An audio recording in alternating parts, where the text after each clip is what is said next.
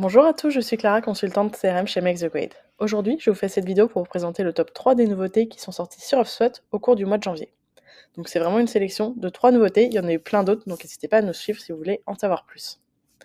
Pour la première nouveauté, ça va être la disponibilité d'une nouvelle page index. Donc de la même manière qu'on peut avoir une page index pour les contacts, pour les entreprises, pour les transactions, etc. Donc une page sous ce format, on en a désormais une qui est disponible pour les emails. Donc on peut y accéder via le menu déroulant que vous avez depuis n'importe quelle page d'index d'un autre objet sur HubSpot. Et vous avez donc désormais l'option email. Et donc là, vous pouvez retrouver tous les emails qui sont remontés sur HubSpot, donc via les synchronisations avec vos boîtes mail qui sont connectées directement depuis Gmail ou Outlook, et également depuis les inbox qui peuvent être connectés.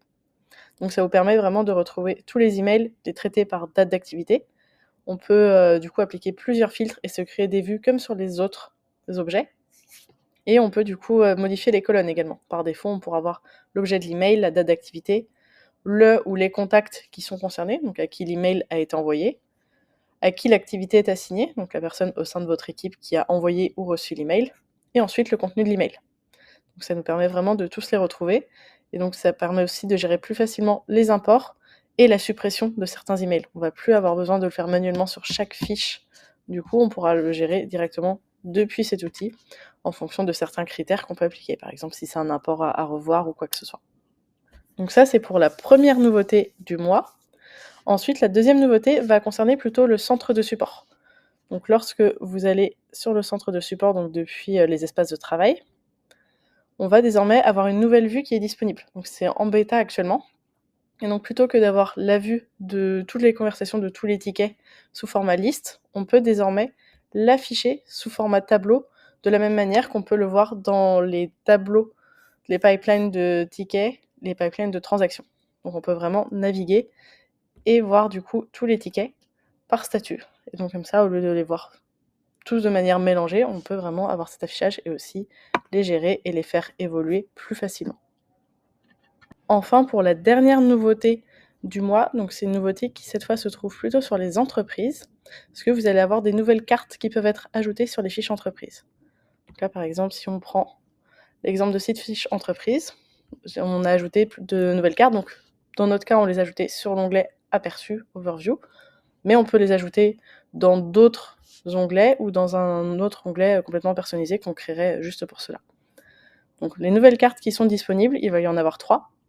Il y a un résumé de l'entreprise qui va reprendre du coup les notes qu'on peut venir ajouter. Comme ça, on peut mettre un compte rendu, quoi que ce soit, vraiment des notes qui vont devoir rester épinglées, qui seront toujours présentes ici. Donc c'est sous un format rich text.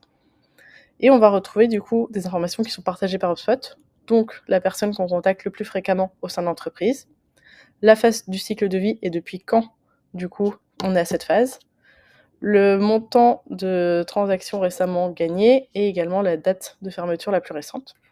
Et on peut retrouver également, s'ils sont bien associés aux transactions, les produits qui ont été commandés et les tickets également associés s'il y en a eu. Comme ça, on peut retrouver toutes les informations. Donc ça nous fait vraiment un aperçu global des informations sur l'entreprise dans une même carte. On va ensuite avoir une autre carte qui peut être ajoutée, donc plutôt liée aux informations, liées à des recherches qui peuvent être faites sur l'entreprise. Donc c'est une bêta également qui tourne, où on peut retrouver les dernières informations de l'entreprise, les concurrents, ou tout ce qui est technologie, stack outils utilisés. Et donc là, on peut le faire tourner. Et là, par exemple, on retrouve les dernières informations qui sont liées à cette entreprise. C'est bien de nous le faire. Donc ça nous met les dernières, mais on peut toujours cliquer sur en voir plus. Et on peut le générer plusieurs fois en fonction. Et enfin, la dernière carte du coup qui peut être ajoutée, c'est des courbes pour indiquer les évolutions en termes du coup de transactions gagnées. Donc là, par exemple, sur celle-ci, il y a eu une seule transaction gagnée. Donc on voit le point qui est présent ici, mais ça nous permettrait de voir s'il y a des phases de forte hausse ou de baisse sur des périodes données. Donc voilà pour le top 3 des nouveautés du mois de janvier. Merci et bonne journée!